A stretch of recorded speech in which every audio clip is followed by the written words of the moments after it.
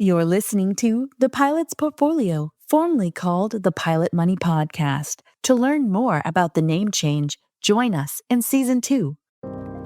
So they're all congratulating me and they're saying, hey, doctor, now that you've got this new research degree, why don't you do some research on why we're losing pilots to the airlines? And then I presented the results at BASE in 2017, and all of a sudden, I was an expert. I was the guy people called to say, what are we doing right? What are we doing wrong? How do we retain our people? What do we pay our people? You're listening to the Pilot Money Podcast, the show dedicated to guiding professional pilots towards a future of financial success and stability. Fly along with your host, Timothy P. Pope, as he provides financial planning insights and answers to your burning questions and dives into real-life stories from fellow pilots who share their successes and cautionary tales. The Pilot Money Podcast takes off now. Welcome back and welcome aboard, ladies and gentlemen. This is the Pilot Money Podcast. My name is Timothy P. Pope. I'm a certified financial planner specializing in the planning needs of the professional pilot. We are going to continue the compensation conversation. But before we do, I want to say thank you. We launched this show just weeks ago, and it's been well received by both veteran pilots and new pilots alike. So your warm reception has already made this show an early success, and we want to say thank you. So at the end of the day, this show is about you. We want to give you useful financial planning information that you can use as a professional pilot. So if you have topics that you'd like to hear in a future episode, drop us a note at info@pilotmoneypodcast.com. Or if you have questions about things going on in your financial life that you want to hear our thoughts on, again, drop us a note, info@pilotmoneypodcast.com. So getting back to the conversation at hand, business aviation pilots, this one is for you. We're talking about business aviation compensation with Dr. Christopher Broyhill.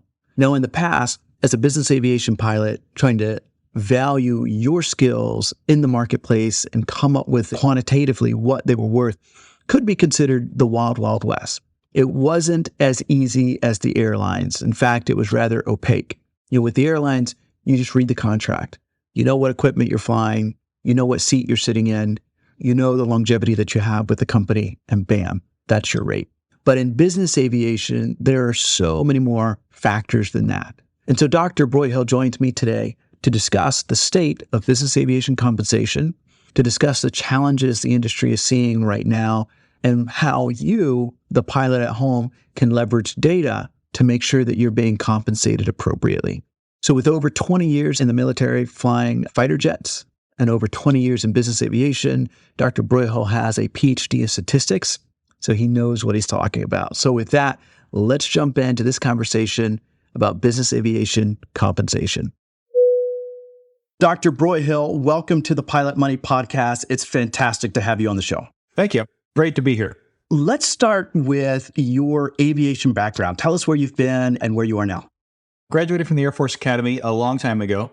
And yes, there were jet engines then. So I went to the Air Force. I was a fighter pilot. I got to fly the F-16 and the A-10. Got to fly the A-10 during the Cold War in Europe, which is pretty cool because I saw most of what was in Western Europe at 500 to 250 feet. So that was really cool. And then held a variety of leadership positions. As I was nearing the end of my Air Force career, I was stationed at Luke Air Force Base, which is in Phoenix, Arizona. And a lot of the people that I worked with who were retiring were getting out of the Air Force and they were going to Southwest Airlines. I see them in the gym. They come back on base even though they were retired and hit the gym and that sort of thing. And I would talk to them about, hey, what's life like at Southwest? Because back in those days, getting hired at Southwest was pretty easy. You had to pay for your own type rating. But if you knew somebody there, you were hired. It was just pretty much as a good old boy network, I guess. So they talked to me about Southwest. And the more they talked about it, the more it just sounded freaking boring to me. I mean, just same way, same day, plus I wasn't sure I could take the pay cut because at that point you had to start off at FO rate wages, which are like 40 grand. And I was just thinking maybe there's another way to do this follow-on aviation thing. There was a church I attended in Kansas City, and one of the parishioners there was a wealthy individual. His name was Wayne, and Wayne had a Sabreliner 65. And I asked him, I said, Wayne, can I just write seat for you for a little while and just see what this business aviation thing was all about? And I did that, and I was hooked. Never looked back. To me, being a business jet pilot was a lot more like being a fighter pilot because a lot of the decisions were left up to you.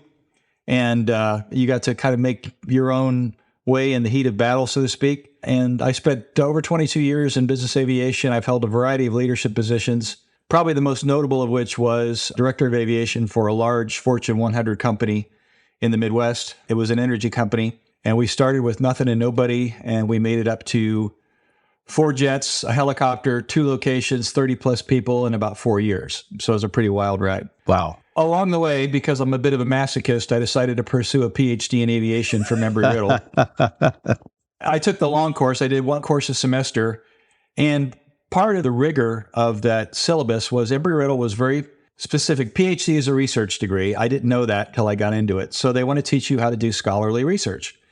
To do scholarly research, you have to develop survey instruments and ways to measure things. And that involved 4 doctoral level courses in statistics, which I went into kicking and screaming and maybe even crying a bit, and came out with a really profound knowledge of what that looks like and how it can help you.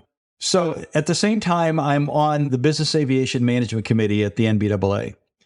And I come back from defending my dissertation in the summer of 2016, drove down to Miami. I'd done the dissertation defense in Daytona. I drove down to Miami where the BAMC, the Business Aviation Management Committee, was having its annual meeting.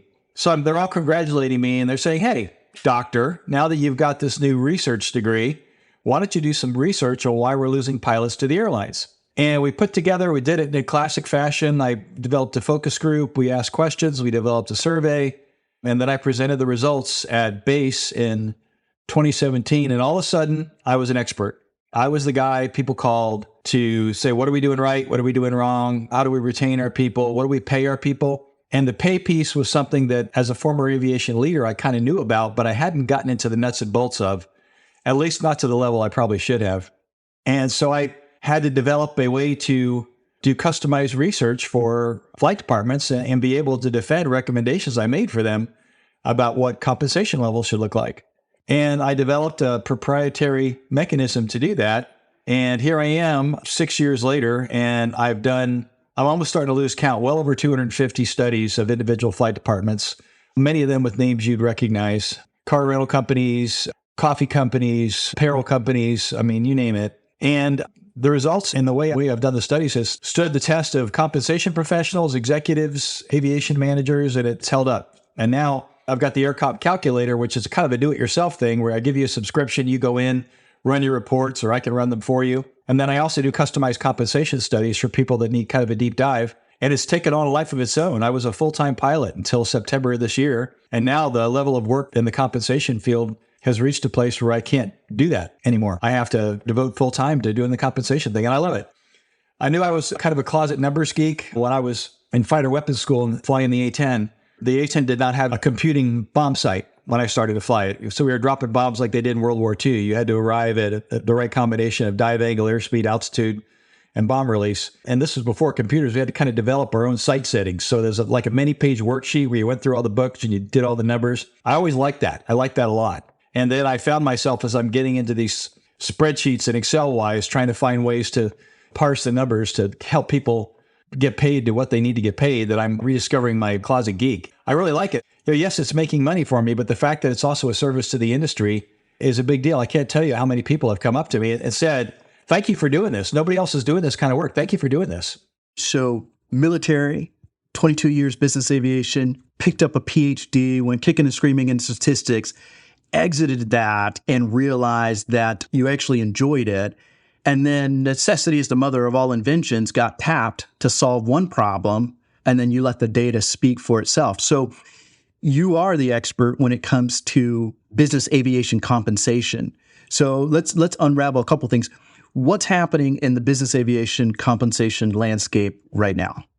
I tracked the data back as far as 2014 at the moment, but basically pay is going up across the board. And the rate at which it goes up varies. Year 2022 over 2023, across multiple surveys, the average rate of pay across the 14 positions that I track went up 6.5%.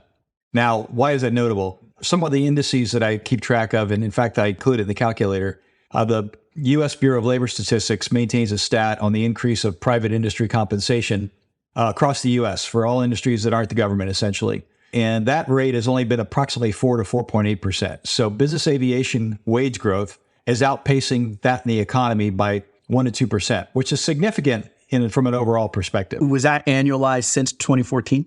That's just from 2022 to 2023. Okay. The rates for the different positions vary. I think pilots went up something from 2014, like 53% pay increase since 2014. The mechanics only went up about 40%. I think flight attendants went up 20 or 30%. I don't have the data in front of me. But the point is the wage increases have been significant. From 2016 to 2020, I'm going to have to discuss the reasons why. Inflation was very low. And then we hit 2020, 2021, and inflation started to skyrocket. But even during the periods of low inflation, business aviation compensation was increasing. Part of it is because a rising tide floats all boats. We've heard a lot in the news about the pilot shortage, and there are those who argue that there is one or there isn't one. All I can tell you from that perspective is I just look at the laws of supply and demand, and the law of supply and demand tells us we have a shortage of pilots. And the reason is pilot compensation has been drastically increasing for some time, particularly in the airlines. The airlines have been paying more people, hiring more pilots, and being willing to pay them more. So when I talk to people I do consulting work for, they say, it's crazy that pilots are making these kind of wages. And what I tell them is it right that a sports star can make tens or hundreds of millions of dollars for catching a ball or throwing a ball or whatever it is that they do? And the answer is it's the market. It's what the market will bear. And that's where we are with the pilot gain right now. It's what the market will bear. And the market will bear higher pilot wages because the airlines are paying them. Now, having said that, pilots aren't the only people in corporate aviation operators, but as pilot wages begin to increase, the company can't just increase pilot wages without increasing the wages of other people. So I think that's what I mean when I say the rising tide floats all boats. I think everybody's wages are rising along with the pilots as a function of that. So that's been part of it. On that point, the airlines are in a transportation business, right? But if you're in the business aviation, you might be in the pharmaceutical business, you might be in retail, you name it. So when you think about, hey, the compensation has been rising, is there a level where you anticipate it to level off? We all see the studies about how many pilots we're going to need by 2050 and so on and so forth. What do you project when you think about compensation for business aviation pilots in the future? I think it's going to continue to increase for some period of time. I don't know what that's going to look like. I have a good friend and colleague named Cheryl Barden, and Cheryl does work for Aviation Personnel International. She and I work together very often, and this is a discussion she and I often have. How much is enough? We have the show me the money on one side, and then you've got the how much is enough on the other. And it's my sincere hope, and I've had this conversation with many people, that we don't put ourselves out of business. Sometimes unions could put companies out of business because they drive the costs up so high that the companies say, we just can't afford to do business anymore. You're making our product too expensive. I hope in the business aviation world, we don't do that to ourselves. So the reason business aviation exists on the corporate side is because we facilitate transportation for corporate executives and sometimes just normal people in the company so that they can get better use of their time on behalf of the company. And it's kind of funny because whenever I am flying on the airlines, which I do a lot of these days, and something goes wrong with my flight or I get delayed and it sucks, I kind of embrace the suck, because if you embrace the suck, you realize that the more it sucks, it's job security for us in business aviation. But at some point, if the costs continue to rise, the CFOs of these companies or whatever might just go, you know what? It's reached a place where we can't afford it anymore. Or they might transition from in-house flight departments to doing charter or fractional operators. So I think it's not a free-for-all. When I prescribe compensation advice for people, I tell them, it's a business decision at the end of the day. The way that the pilot market is now especially is that, particularly for airplanes like the G650, G600, Global 7500, airplanes like this, the market for those people that are qualified and current in those airplanes is so high that they can go from job to job and get paid astronomical wages to fly those airplanes. At some point, I think it's going to stop. When you say astronomical wages, give me an example. So recently I did a comp study for a flight department for a high net worth individual, and they were operating G650s. And they had two of their personnel swiped by a management company, and the base salary was a number with a 3 in front of it, and then no low threes, just to show up and fly the airplane, not to run the department, not to be a chief pilot, just to show up and fly the airplane. And that was the base compensation, not even the bonus, or that sort of thing. Now, the one caveat in this equation is the effect of high net worth individuals on the compensation market, particularly for pilots. Because what will happen is you got Jill or Joe Millionaire I should say billionaire, and they'll go buy themselves a brand new shiny jet, and they'll be talking to their broker or their consulting firm and say, well, I need pilots now. Well, there aren't any because they're all working for companies, or, we can't get them into school for like a year or so. And they'll say, I don't care. I'll pay whatever. Get them for me. And so they'll start poaching people and say, what happened to this operation that I was working for? They'll just basically say, hey, and they'll just start throwing big numbers at them. And eventually somebody will say yes. And once you do that, then the data gets influenced. The data starts creeping up, and that's where it affects the world I live in. So here's an example. So from 22 to 23, just the wages for captains at the 50th percentile, the middle of the data set, for flying the nicer, sexier airplanes went up about 12 grand. That's really not that much in the big scheme of things. However, the wages for pilots in the 75th percentile, the higher end of the scale, went up $34,000. Why is that? Because the people that can afford to pay at the higher end of the scale were paying at the higher end of the scale because they knew they could get the people they wanted to get. That's the wealthy individuals that you're talking about. Typically, yes. And here's another interesting thing. So the survey data I use in the AirComp calculator, I primarily use two surveys. One is the MBAA survey, and the other is the Gallagher survey. But for people who are participants in the IBM Pearl-Meyer survey, IBM Pearl-Meyer survey has been around a long time. It was invented when Jeff Lee was the director of aviation for IBM and Don Menard was his chief pilot. And they wanted a compensation survey that focused on big company flight departments that look like them. It's a great instrument. And I know the people who put it together very well. I have a version of the calculator that uses just NBAA and Gallagher, and then a version of the calculator that uses NBA, Gallagher, and the IBM survey. It used to be that if I had a data point on the side of the NBAA and Gallagher survey, and then I looked at the corresponding data point on the one with all three, that data point would move to the right. Compensation would be higher. Not anymore, particularly for positions like captains. Sometimes it doesn't move at all. Sometimes when I include that data, it moves left because NBAA captures all the high net worth individuals. That's where those flight departments live. So those are the people that are skewing the data.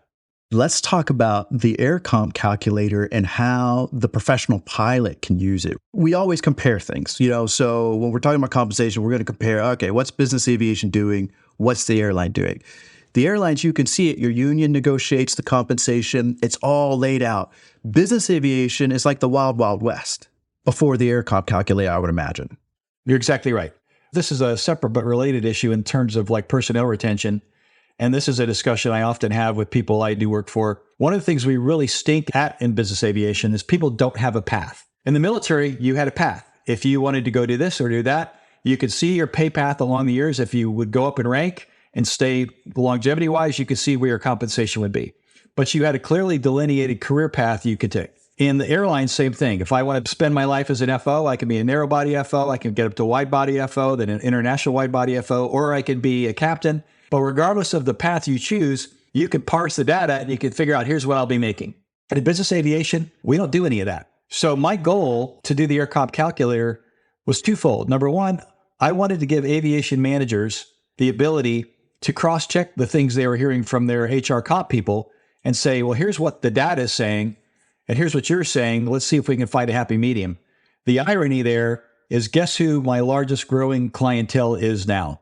HR comp people from these. They're coming to me and they're saying, we just can't get into the granularity of this data anymore. We need help. And so I've been providing that as well. But the greatest untapped resource I have is just the individual professionals, and that's growing. But yeah, oftentimes if somebody's trying to negotiate for a position, or they're being offered a position, or they want to check the compensation levels of their current position, they'll come to me and run a single report.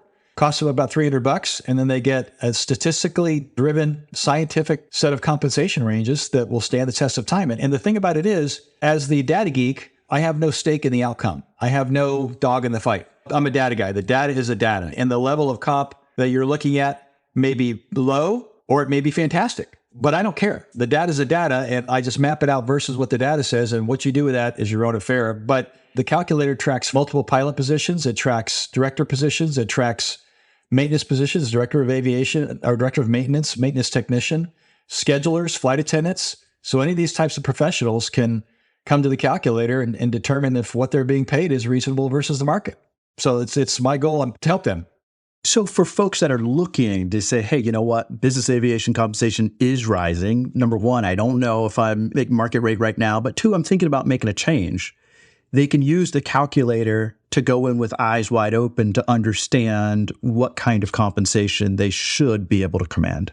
Absolutely true. And oftentimes people will do exactly what you said. They want to get a compensation level for where they're at, but maybe somebody's offering them a job at a different platform, like across the ramp or whatever. And they say, well, I make more money if I move up to this type of airplane. Now, usually I'll get an order by email. And if the jet types are similar or they're the same class and the level of compensation is such that it's not going to make a difference, I'm not going to take extra money from them for two reports that are essentially going to generate the same results. I'll send them an email back or something and say, no, you don't really need this. They're the same type of airplane, so you will not realize a compensation increase unless that company has a different compensation philosophy, which sometimes happens. Not everybody has a PhD in stats, right? So these reports that the AirComp calculator produces, is there guidelines on how to read it? Do they get time with you to review it or your staff, or what does that look like? I'm always available to answer questions about the reports. If people email me or they want a quick phone call, I'm always available to do that. Now, if they want a formal presentation, like of me to their front of the HR people, which some people have wanted, or they want a formal consultation, that's different. But to answer a question or two about the way things are, yeah, that's not a problem at all. The reports at the end of them have a methodology section where I discuss how the numbers are derived. So if somebody says, well, where does this guy get the numbers? They can just say, here's where he gets the numbers. And usually that answers a lot of the questions before they're even asked. That makes a lot of sense. So just read the report. Just read it, and then I'll walk you through it. Pretty much. Now, I have a question as a financial planner for professional pilots, right?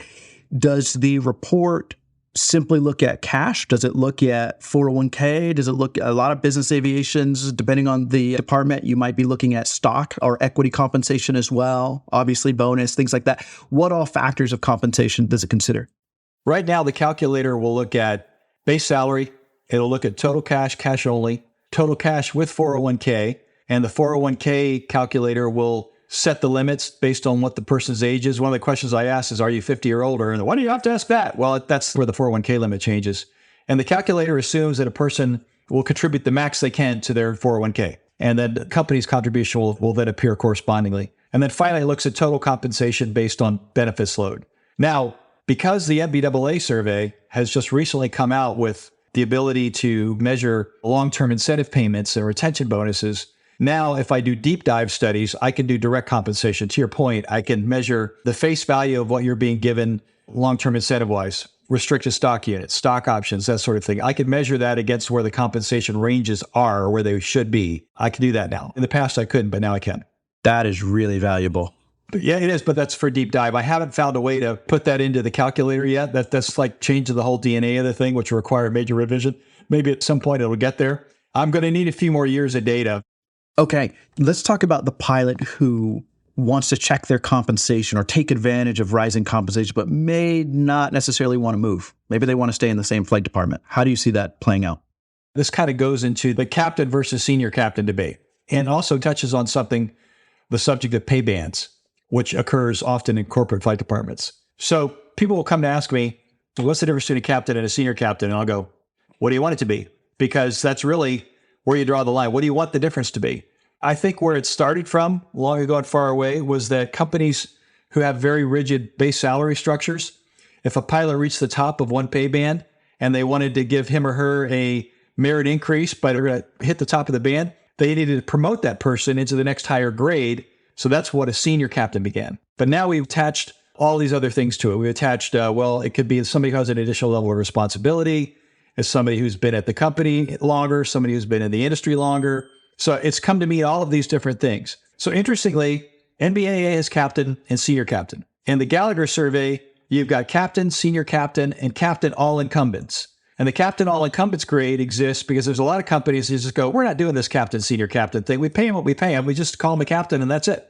And then you've got the IBM Pearl Meyer survey where they don't have such a thing as senior captain. They've got captain, and then they've got standards captain. They've got safety captain. They've got assistant chief pilot. They don't have senior captain because they recognize that it's very arbitrary. So they've set, different levels. Now, as we talk about a pilot wanting to stay in the same flight department and perhaps wanting to progress, that can get needlessly difficult. So if you're working for a wealthy individual and your flight department is like 10 people, you want to raise and the data justifies it and the director of aviation and the owner are all on board with it, they just give you a raise. That's not an issue. But if you're working at a corporation, you often can get to those salary bands we were talking about a moment ago.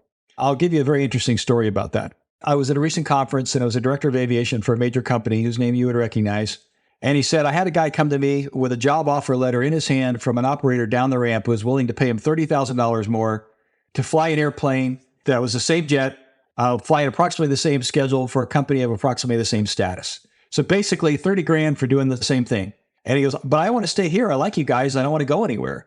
Can you help me out? So the director of aviation goes to his HR comp people and he says, this guy, I'm going to lose him if I can't pay him more. And the HR comp person says, well, he's at the top of his band and we can't do anything. And the director says he's got an offer letter in his hand for $30,000 more. And the HR person says, let me see that. Okay, now, yeah, we can pay him 30 grand more because that comes out of the retention budget. That's different money. And I'm going, what kind of message are we sending where a person has to have 1 foot out the door before we're going to give them a raise? So to circle back, the pay band thing, I've had flight departments develop standalone pay structures just for the flight department because that's what they needed to do to keep their people. But if a person wants to progress in their flight department and they need a promotion to get there, often that requires the director or whomever is in charge to change the org allocation and the org personnel structure of the department, which requires approval up the chain. So I guess what I'm trying to say is operators who work for corporations, sometimes we make that process incredibly difficult and tedious. And I don't think it needs to be that way. It's just we've kind of hamstrung ourselves into these rigid structures and we've made it difficult. We basically are shooting ourselves in the foot when it comes to retaining our own people. And hence the story I just told you. So for the pilot at home listening, if it gets difficult, the data might suggest, hey, that you can move down the ramp or you can go somewhere else and command what you need to. It's kind of like the airline thing. A lot of people will cross their arms and say, we're not going to lose people to the airlines. And I said, no, you might not. But you might lose them to the operator next door who has lost people to the airlines. Because that's the way this works. We all have an airline problem. People are going. It's just a question of where you're going to fill the gaps. But yes, you got people that are shopping it. So it used to be that you would hear these anecdotal stories about Joe across the ramp is working for this other company and they're paying him 20 or 30 grand more. Those stories aren't anecdotal anymore. They're real because people are throwing money at the problem. And that's the world we're living in. That's what we're dealing with. I've had people use the data from the calculator to build standalone pay structures. In fact, I have built pay scales for companies. The success story that I've got involved a company that operated super mid-size airplanes and then airplanes that are the premium long-range airplanes. And what they wanted to do was they wanted me to build pay scales that start pilots as a captain in the smaller airplane and work their way all up to like senior captain, if you will, in the larger airplane and what that looks like in between. And as they go up the ladder, what their pay scale looks like. It turns out that the director of aviation I was working for when I did this project was former military, so he got it. And he said, I wanted to make it look like we made it look like in the military. So you're in this grade, you're here for this long, what's it going to look like? And that was a success story. We used data from the calculator to build a scale so it let people see them. He said, here's the path. Here's where you're going. Now they're going to be adjusted, on a yearly basis for, cost of labor changes and all that kind of stuff. But that was a success story. We used it to show people the path and it increases retention. He wasn't losing people after that anymore. And that helped. Now, what about any cautionary tales? Either an individual who didn't go in with eyes wide open or a flight department? Love to hear about that. I think the cautionary tale kind of circles back to the argument I make to people who are operating the newer, sexier airplanes revolves around that instance that I mentioned where the high net worth individual flight department lost 2 people in very quick succession to wealthy individuals who had management company accounts that are willing to pay them a number that started with a 3. And all I'm going to tell you is that if you are in any realm today, at any of the aircraft classes today, if you are paying people in the 50th percentile, you are accepting risk as to losing your people. So I say target the 75th. That way you stay ahead of the data. And that way you can tell your people you're staying ahead of the data and give them confidence you're trying to do the right thing. Now, in some cases, you can offset pay increases with quality of life guarantees. For example, another company I did work for has an on-call schedule, but their on-call schedule guarantees them 10 hard days off a month in succession. So they're on call for X amount of time and then they're off for X amount of time. So that, because that's a high quality of life, they were well ahead of like the 90th percentile for hard days off in all the surveys. So the quality of life they offered was outstanding. So that director, I said, you know what? You probably only need to target like the 60th percentile. You don't need to go all the way to the 75th because you could tell your people, yes, you can go someplace and make more money, but tell me where else you're going to get 10 guaranteed hard days off a month, no matter what. And with that, he was able to make that case and it helped him. So that scenario right there, I think that's obviously really beneficial for the flight department, but also for the individual pilot who might go on and order a few reports. You're available to answer questions, review the comparative analysis with them, and then say for them, if they're looking to make a change, hey, you should be targeting the 60% or the 70% or 75% analysis or pay band as well. Yeah, absolutely. And so there are some caveats to that. So for example, if you're going to change type in airplane, particularly if you're going to change class of airplane. So let's say I'm flying a 7X, which is like one of my favorite airplanes of all time, but somebody wants to hire me to fly a G650 or G600, which is a class up from that. Basically, I think if the company is going to pay to type rate you and you're going to be of limited, while you've got a lot of experience with all the elements of flight, but your experience of that airplane is limited, I think you may have to look at something less than the 75th percentile for a while until you gain experience. But the company has to be pretty cautious there because once a person that's flying that kind of airplane gains about 500-600 hours, they become a commodity. So I think you have to set your expectations realistically, and the people on the aviation manager side have to be observant. Having said all of that, one of the elements we're leaving out of this discussion because it's focused on money, but it's very important, is the organizational culture of these companies that are doing the paying. It may be that, you've got a person in a leadership position who's just amazing, who takes fantastic care of their people, or a company that treats its people super well. Certainly that plays into the occasion as well, or plays into the situation or the way you view what your current elements are as you make these sorts of decisions. And that's a big deal. But I will tell you, I have this little metaphor I use. It's the three-legged stool of retention. And one of them's compensation, one of them's organizational culture, one of them's quality of life. And it all sits on this foundation of leadership. Those elements are not stovepipe. They're not indiscreet in terms of you can get to a place compensation-wise where you start to think the company is taking advantage of you. And if you think the company is taking advantage of you, that's going to infect your view of the organizational culture. And infect is the right word there, not just affect, infect your view of the organizational culture and make you perhaps look on it in a different manner. But the organizational culture piece, the leadership piece, it's all extremely important. It all rolls up in together. But where the airline piece is concerned, oftentimes, if you've got somebody that's seriously considering the airlines, that is almost like a different ball game because that's a lifestyle choice. It's not just money, it's about a lifestyle choice. And that's kind of a different conversation. It's absolutely a different conversation. I talk to pilots all the time, either some wanting to jump from business to airline, some saying, hey, thinking about leaving the airline, going back to business, right? And what we share with them is, hey, we're happy to chart the path and figure out what the financials are going to mean for you and your family. But at the end of the day, you've got to figure out your why, because the money is not the most important thing. It's important, but it's not the most important thing. So what else would you like folks to know about the AirComp calculator, how to use it, how to get in touch with you and use your services? Sure. Well, my website's aircompcalculator.com. Pretty easy to find. In the event they have questions before they even order reports, there's a number you can call, or you can drop me an email and say, I'm not quite sure what I need, and I'll provide guidance on what might be the best course of action. And I was on the website myself, and you guys have a nice tutorial video showing folks, before you even sign up for anything, showing them how to use the report, what the inputs are, what it would show you, and things like that. So that's really useful. We'll make sure that your contact information, your website is in the show notes. And we really appreciate you coming on the show and talking about how you've helped change business aviation compensation from the wild, wild west, where folks can actually go in with eyes wide open and let the data inform their decisions. It's been a pleasure to be here. Really appreciate the opportunity. All right. Thank you. And that was an awesome conversation with Dr. Broyhill. Now, this brings us to the analysis section.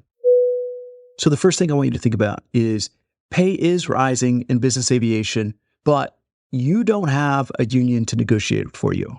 So you're going to have to use your resources. Know before you go. Be your own advocate. You've got the tools, right? If you're feeling like you're underpaid, you've got the tools to check it out. Go run a report.